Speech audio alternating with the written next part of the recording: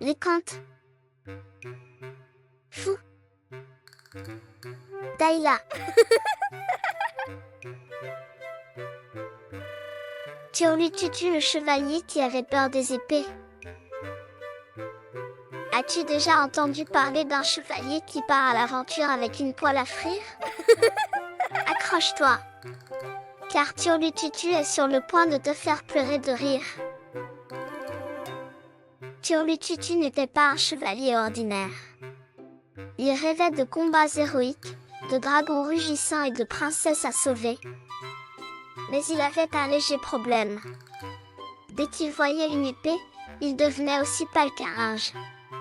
Tremblotait comme une feuille et hurlait. Ah ah ah! Ces choses pointues vont me tuer. Un jour, en parcourant la forêt avec son fidèle destrier, un âne nommé Marcel, Turlututu entendit une annonce. Un dragon attaque. Nous avons besoin d'un héros. Les villageois étaient désespérés. Turlututu se précipita. Enfin, trottina courageusement sur son Marcel.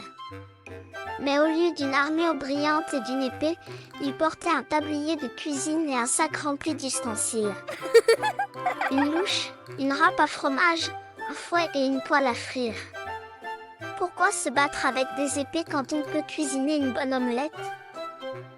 Disait-il en riant. Quand il arriva, le village était en pleine panique. Le dragon était gigantesque, couvert d'écailles brillantes comme des émeraudes, et soufflait des flammes qui transformaient les tartes aux pommes en charbon. Turlututu, toujours optimiste, s'avança. Il sortit une poêle en criant.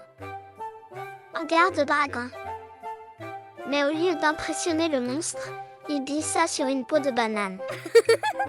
La banane d'un villageois paniqué. Sa poêle lui échappa et heurta le nez du dragon. Le dragon éternua si fort qu'un nuage de poussière emporta Turlututu et Marcel comme des feuilles. Atchoum, atchoum, atchoum. Le dragon se gratta le museau et grogna.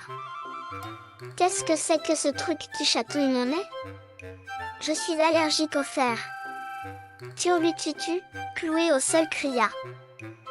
Parfait. Je vais cuisiner tes éternuements. Sans réfléchir, il sortit sa râpe à fromage et commença à râper une carotte géante qu'il avait trouvée par terre. Le dragon, intrigué, regardait. Tu fais quoi? Un ragoût spécial dragon, répondit Turlututu fièrement.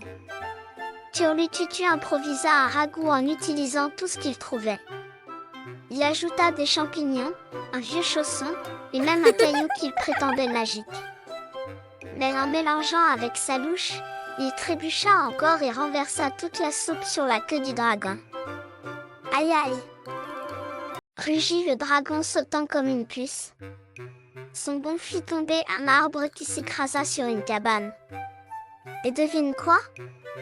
Une famille de chèvres s'en échappa en courant. Les chèvres foncèrent sur Turlututu, pensant qu'il était un épouvantail. À l'aide! Des chèvres! Hurla-t-il en courant dans tous les sens. Son tablier maintenant en lambeaux. Le dragon, fatigué par tout ce chaos, décida d'en finir. Il cracha une boule de feu énorme.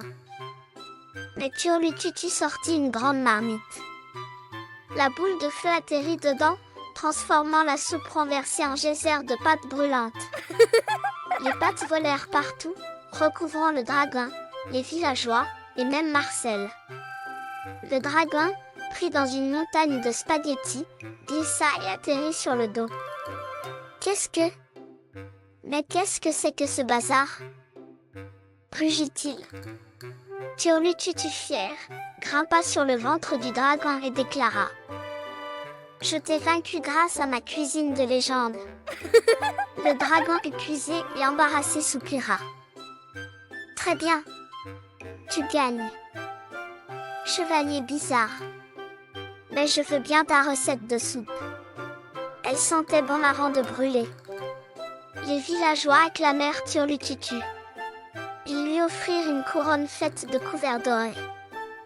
Marcel, couvert de spaghettis, s'est mis à trotter joyeusement. Mais alors que Turlututu racontait son aventure avec fierté dans le village, il trébucha encore une fois sur une marmite, renversant une nouvelle soupe directement sur sa couronne. La soupe éclaboussa les villageois qui éclatèrent de rire. Marcel secoua la tête comme pour dire « Pas encore ». Turlututu, riant de sa maladresse, déclara « Les plus grands chevaliers sont ceux qui savent cuisiner avec style. » Et toi, que ferais-tu si tu étais un chevalier sans épée face à un dragon? Les contes. Fou. Daïla.